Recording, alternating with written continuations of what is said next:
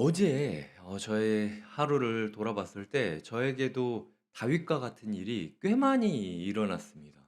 "이게 무슨 소리야?" 라고 이야기하는 이야기들을 되게 많이 듣고 순간순간 제 앞에 닥친 상황 가운데 참고, 참고, 참다가 어느 순간 이게 탁 뭔가 스위치가 닿은 것처럼 이게 이 화가 확 올라오는 적이 몇 번이나 있었어요. 그래서 그거를 제가 제 힘으로 진정하면서 제가 사역하지는 않았습니다.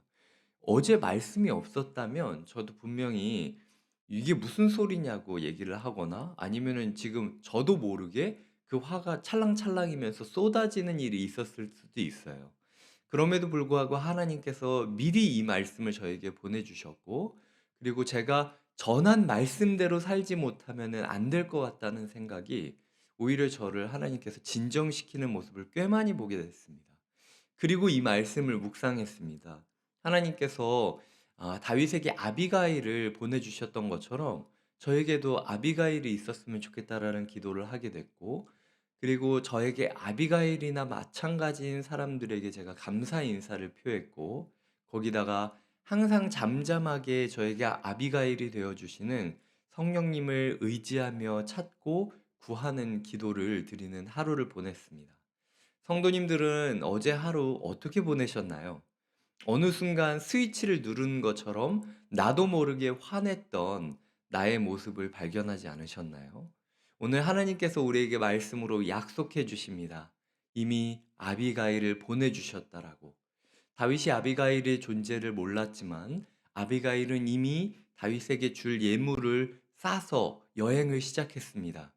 우리가 오늘 어떤 삶을 살지 우리는 알지 못하지만 주님께서는 이미 오늘 이 삶을 잡아주시고 조율해 주시기 위해서 성령님을 우리 마음에 보내주셨다라는 거죠. 그 성령님을 의지하고 함께하기를 구하는 마음으로 우리에게 다가오는 성령님, 그리고 우리가 가까이 여겨야 될 동역자는 어떤 모습인지에 대해서 오늘 본문을 통하여 살펴보도록 하겠습니다. 몇 가지를 좀 이야기 드리겠습니다. 자, 일단은 전제 조건이 있습니다. 이 모든 이야기의 전제 조건. 이 전제 조건은 다윗이 아비가일과 만나기 전에 아비가일이 먼저 짐을 쌌다라는 겁니다. 그리고 여행을 시작했다라는 거죠. 저희가 기억해야 될 첫 번째는 내가 아비가일을 누구라고 생각을 해야 될까? 내가 원해서 만난 사람이 아니라 하나님이 나에게 보내주신 사람이라고 느껴지는 인연들이 있는지를 찾아보셔야 된다라는 것이죠. 그래서 그 순장님, 그 전도사님, 그 목사님, 그 팀장님들을 향하여 우리가 감사의 인사를 하는 게 필요하다라는 것입니다. 자, 그리고 이제 본격적으로 오늘 말씀을 살펴보도록 하겠습니다. 23절을 보면은 아비가일이 굉장히 긴급합니다. 동사가 여기서도 5개나 사용되고 있어요. 제가 이야기 드리자면 이 한 절에 보다라는 동사가 있고요. 급히, 이 급히가 서둘렀다라는 동사입니다. 그리고 내리다라는 동사가 있죠. 그리고 엎드려라는 동사가 있습니다. 그리고 땅에 대니라라는 말이 이 절하다라는 동사가 들어가 있습니다. 그러니까 이 아비가일이라는 사람, 그리고 성령님이 우리에게 행하시는 일은 우리가 성령님을 찾기도 전에 우리를 위하여 움직이기 시작하셨고, 그리고 우리에게 우리가 필요한 것뿐만이 아니라 18절을 보면은 다윗이 요구했던 거는 사실 떡이랑 그 요리한 양 정도, 음료 정도, 요 정도를 원했거든요. 근데 지금 이 아비가일은 볶은 곡식 5새와 건포도 100송이, 무화과 뭉치 200개까지. 그러니까 우리가 구하는 것 이상으로 충분히 우리를 위하여 먼저 후하게 베풀어 주기 위하여 여행을 떠나시고 긴급하게 기민하게 움직이시는 성령님이 우리 가운데 있다. 그리고 동역자가 우리 가운데 준비되어 있다라는 사실을 기억하며 살아야 된다라는 것입니다. 그들에게 감사하면서 우리가 하루를 보내야 된다라는 것이죠. 자, 그렇게 기민하게 움직였던 아비가일이 첫 번째로 24절에 이렇게 이야기합니다. 이르되 내 주여 원하건대, 그리고 죄악을 나 곧 내게로 돌리시고라고 이야기를 하는데요. 히브리어로 이 문장이 어떻게 시작되냐면은 청컨대 나에게 돌리옵소서라는 말로 시작됩니다. 이 청컨대라는 말을 학자들은 뭐라고 번역하기도 하냐면 내 탓입니다라고 번역하기도 해요. 그러니까 아비가일이 지금 다윗과 만나서 기민하게 5개의 행동을 하면서 엎드리면서 첫 번째 내뱉은 말이 무엇이냐면 제 탓입니다 라고 이야기를 하는 거죠. 이게 왜 아비가일 탓입니까? 나발 탓이지. 이게 왜 아비가일 탓입니까? 다윗 탓이지. 다윗이 분노하지 않았다면 이런 일 없었을 것이고, 나발이 사람을 함부로 모욕하지 않았다면 이런 일 없었을 거예요. 근데 희한하게 아비가일은 자기 탓으로 돌리면서 시작한다라는 것이죠. 우리에게 찾아오는 성령님이 가장 먼저 우리에게 해주는 말씀은 미안하다입니다. 내 탓이다. 미안하다. 성령님도 하실 말씀 많을 거예요. 너 내가 베풀어 준 게 얼마나 많은데 그걸 만족하지 못하고 못 참아 가지고 네가 그랬잖아. 우리의 심령 깊숙한 곳을 아시는 성령님은 그렇게 우리를 지적하면서 살아가실 수도 있어요. 하지만 그럼에도 불구하고 성령님께서는 우리에게 내 탓이다, 미안하다라고 이야기를 하면서 시작한다라는 것이죠. 우리를 위로하는 사람들이 우리에게 해주는 위로의 첫 마디가 어떤 말이냐? 사실 생각해 보면 너무 미안하다. 내가 그 자리에 함께 있었다면 너를 도와줬을 텐데 네가 그런 일을 겪었구나라고 마음 아파해 주는 그것이 우리에게 위로가 된다라는 것이죠. 자, 이 아비가일의 첫 마디는 내 탓입니다라는 이야기였습니다.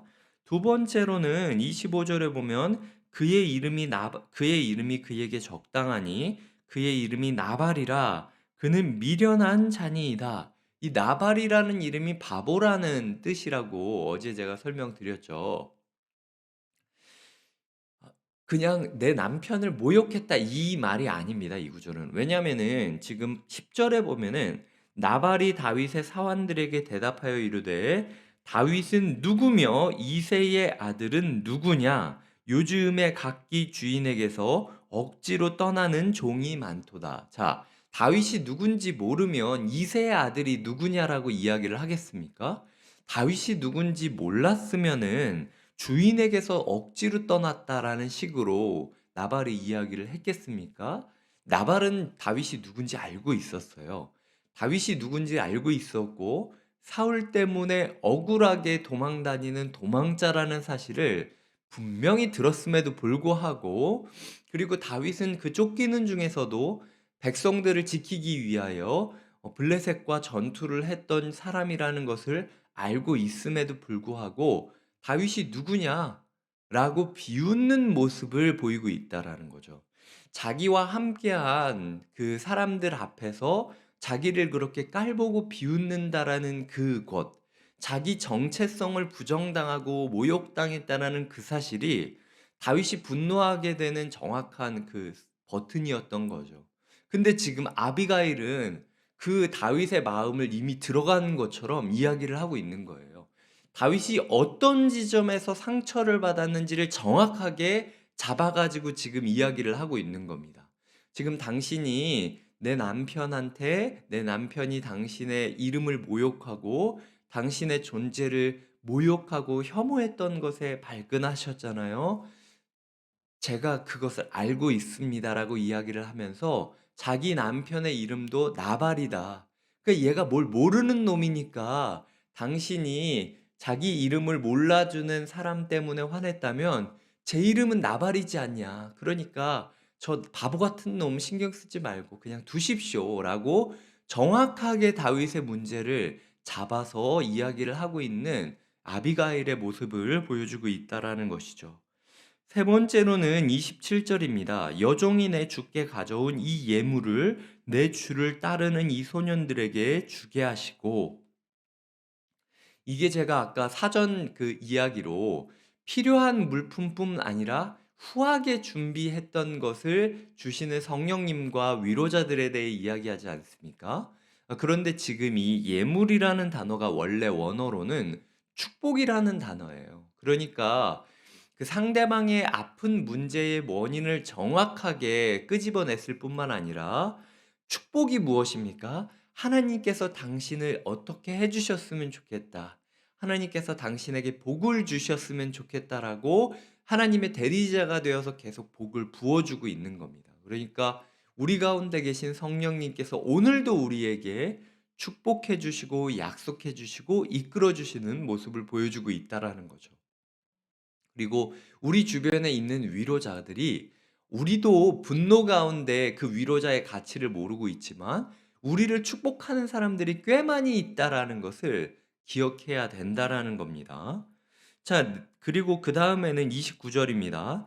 사람이 일어나서 내 주를 쫓아 내 주의 생명을 찾을지라도 내 주의 생명은 내 주의 하나님 여호와와 함께 생명 싸개 속에 쌓였을 것이요 내 주의 원수들의 생명은 물매로 던지듯 여호와께서 그것을 던지시리이다.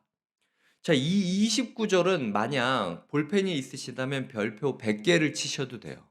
이 29절이 24장부터 26장까지의 모든 일을 한 절로 요약하는 핵심 구절입니다.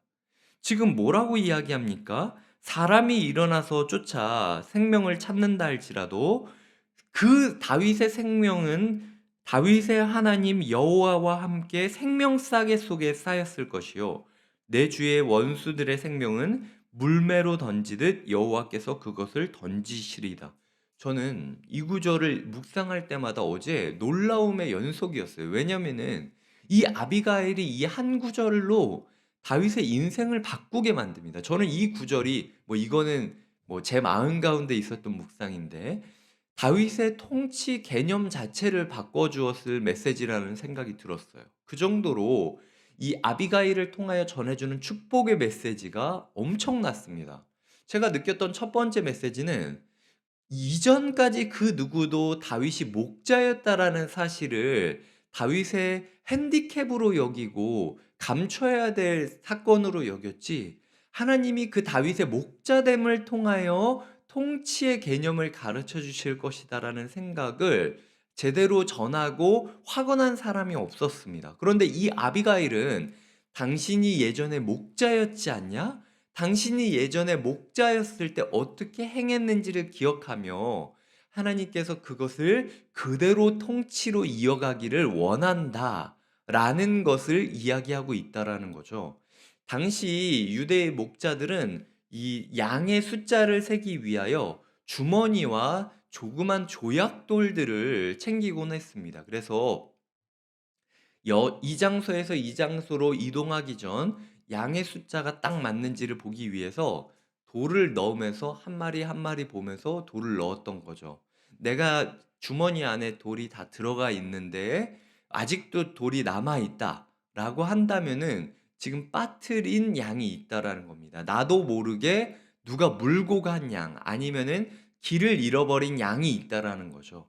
그러면은 그 남은 돌을 물맷돌에 올려서 그것을 가지고 이제 전투 태세를 하면서 이제 한 마리의 양을 찾기 위한 여행을 시작하는 게 이스라엘의 목자들의 행동이었습니다.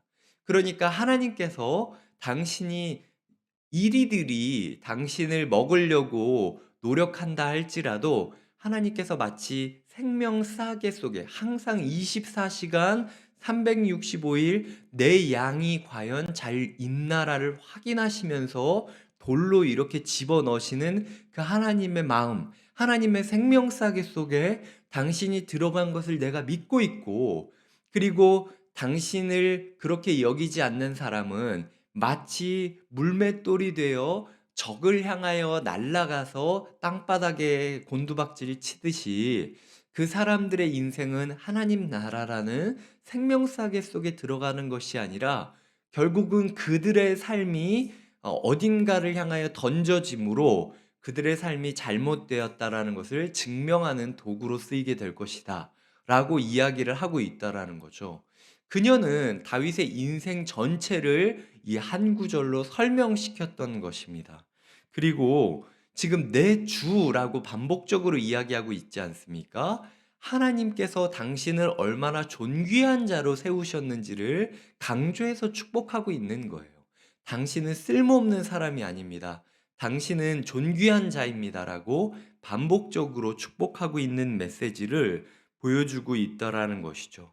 그리고 그렇게 하나님께서 당신을 인도해 주실 것을 내가 믿고 있다라고 이야기를 하면서 축복을 하고 있다라는 거죠. 이 축복의 말 때문에 다윗의 마음이 눈 녹듯 녹게 된다라는 것입니다. 성령님께서 우리에게 주시는 한마디 말씀, 우리의 동역자들이 우리에게 주는 한마디 이야기가 우리의 인생을 분노 가운데 우리를 불태우는 데 에너지를 쓰게 하는 게 아니라 우리의 존재 자체의 가치를 회복하면서 하나님 나라의 왕답게 살아갈 수 있도록 지켜주신다라는 것이죠. 마지막입니다. 30절에 보면 여호와께서 내 주에 대하여 하신 말씀대로 모든 선을 내 주에게 행하사 내 주를 이스라엘 지도자로 세우실 때에. 자, 지금 다윗이 잊고 있었던 하나님의 꿈을 떠오르게 합니다.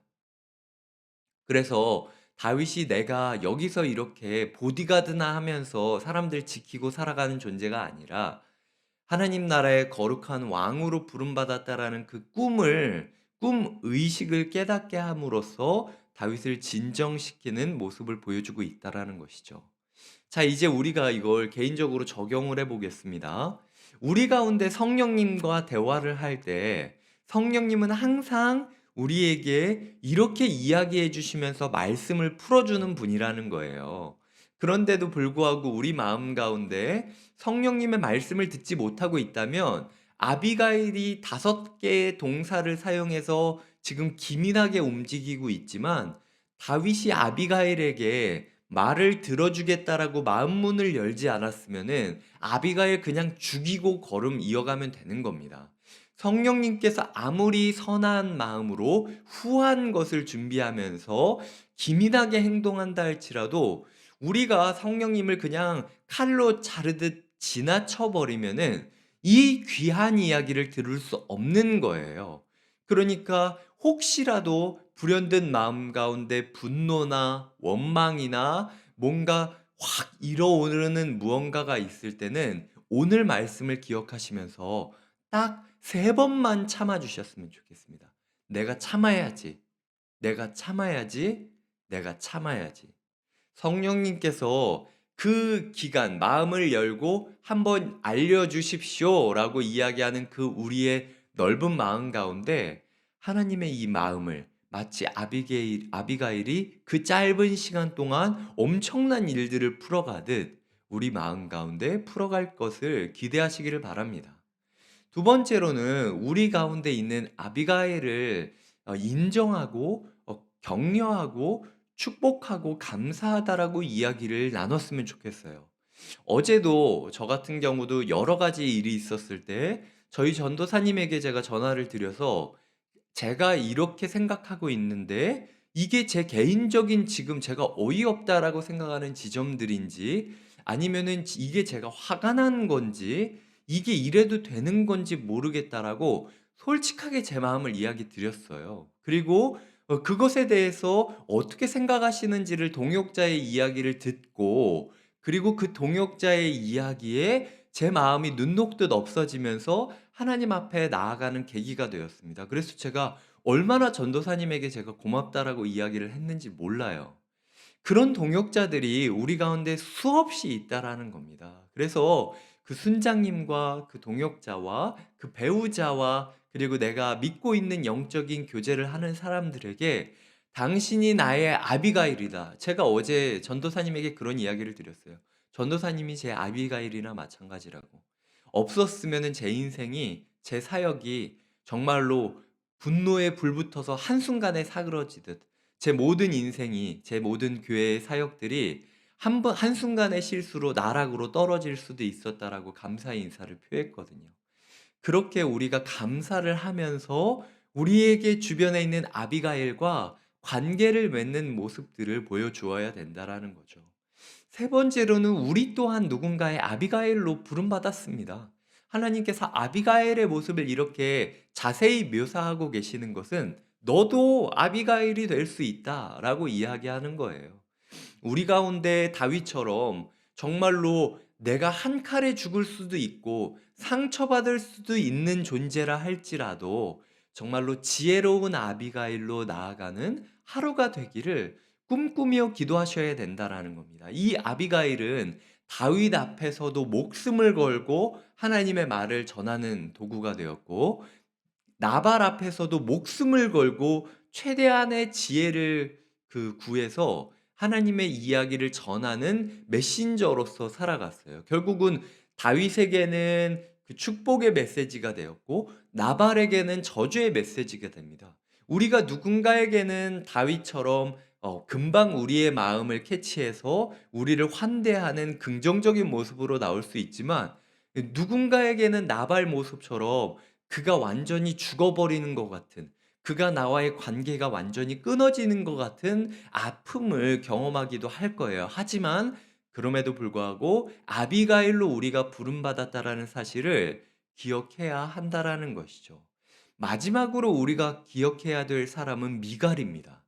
지금 이 25장 말미에 보면은 이 다윗에게 자꾸 이렇게 결혼을 하게 된다라는 이야기가 붙게 돼요. 근데 이게 긍정적인 이야기이기도 하고 부정적인 이야기이기도 합니다. 다윗이 자꾸 결혼을 통해서 새를 불려갔다라는 부정적인 메시지이기도 한데, 지금 자기를 위해 이렇게 축복하면서 인생을 던졌고 그것 때문에 남편을 잃어버리게 된 여인을 걷어주는 게 또 나쁜 일은 아니었어요. 그러니까 다윗의 인생 가운데 아비갈과 같은 동역자, 자기를 진정시켜주고 조언해 줄 수 있는 조언자를, 지금 나이 차로 따지면은 다윗이 연하일 수도 있거든요. 근데 그럼에도 불구하고 그 동역자들을 자기 주변에 두려고 노력했던 것, 그것이 다윗의 공동체의 모습이었다라고 25장은 일단 매듭 짓고 있는데, 중요한 건 미갈. 이 위로의 자리, 이 고난의 자리, 이 어려움의 자리에 함께하지 못했던 미갈이 나중에 어떻게 됩니까? 다윗이 기뻐 뛰며 춤을 출 때 그거를 이해하지 못합니다. 그리고 그거를 부끄럽다, 소위 쪽팔리다라고 이야기를 해가지고 부부관계가 완전히 끊어지는 계기가 되게 돼요. 그러니까 다윗의 마음을 이해하지 못하는 모습이 있었다라는 거죠. 우리 가운데 소위 말해서 첫 번째로 결혼했던 미갈의 모습들이 우리 가운데 더 많이 있을 겁니다. 내가 분당 우리 교회에서 처음 나설 때 줌으로 막 이야기하고 목사님과 신방할 때부터 알았어라고 이야기하는 분들이 이곳 가운데 곁에 있는 교회가 시작하면서 왔던 분들보다도 아직까지는 더 많은 상황이에요. 그런 분들은 조심하셔야 됩니다. 내가 미갈처럼 이 역사의 현장에 함께하지 못하고, 그리고 이 서로 함께하는 이 어울림의 자리에 함께하지 못하고, 그저 그냥 내가 먼저 이 자리에 함께 있었다라는 사실만으로 자기를 위로하면서 함께함을 외면하고 있지는 않나? 그 안일함이 나중에는 큰 화를 불러 일으킬 것이다라는 경고를 우리 삶에 삼아야 한다라는 것이죠. 말씀을 맺겠습니다. 이 짧은 구절 가운데 하나님께서는 우리에게 성령님을 알려주시고, 그리고 우리 가운데 우리가 분노하느라 잊고 있었던 동역자들을 보게 하시고, 나 또한 동역자가 될 꿈을 꾸게 하시며, 그리고 나아가 함께하지 못하고 그저 만족하고 있는 나 자신을 꾸짖고 계시기도 합니다. 오늘 우리가 아비가일이 행했던 그 축복의 행동과 메시지 가운데 우리의 삶을 조율하셔서 우리의 오늘 하루 분노 가운데 불태우는 것이 아니라 하나님 나라의 꿈을 다시 한번 꾸면서 넉넉한 마음으로 용서와 화해를 일으키는 하나님의 나라의 통치자가 되시기를 축복하고 응원드립니다. 이 시간 함께 기도하겠습니다. 우리가 기도하실 때에 하나님 아버지, 우리를 붙잡아 주시옵소서. 하나님, 우리를 위로하여 주시옵소서. 우리를 말려 주시옵소서. 우리를 이끌어 주시고 우리를 위로자로 세워주시고 함께함의 가치를 깨닫게 하여 주시옵소서. 이 시간 우리 가운데 마음을 다하여 기도하도록 하겠습니다. 하나님 아버지 감사드립니다. 주님 우리를 붙잡아 주시고 인도하여 주시기를 원합니다. 하나님 아버지 아비가일처럼 선한 마음으로 긴급하게 기민하게 후한 모습으로 우리에게 찾아와 주시는 성령님을 마주합니다. 하나님 우리의 마음 문을 열어 성령님을 맞이하게 하여 주시옵소서. 그때 성령님께서 우리에게 말씀하시는 그 모든 말씀들 내 탓이다. 너무 미안하다. 네가 어떤 부분 때문에 상처받는지를 내가 알고 있다. 하지만 기억해야 된다. 너의 인생 가운데 하나님께서 너를 얼마나 존귀한 자로 부르셨고 너의 여러 가지 우여곡절이 있었지만 그 가운데 일관성 있게 주님께서 너를 인도하시지 않았느냐. 그러니까 너에게 주어진 그 꿈 넘어 꿈을 포기하지 말아야 된다. 라고 이야기하시는 성령님의 위로에 힘입어 동역자들의 위로에 힘입어 우리의 정체성을 바로 지키는 하나님 나라의 통치자가 되게 하여 주시옵소서.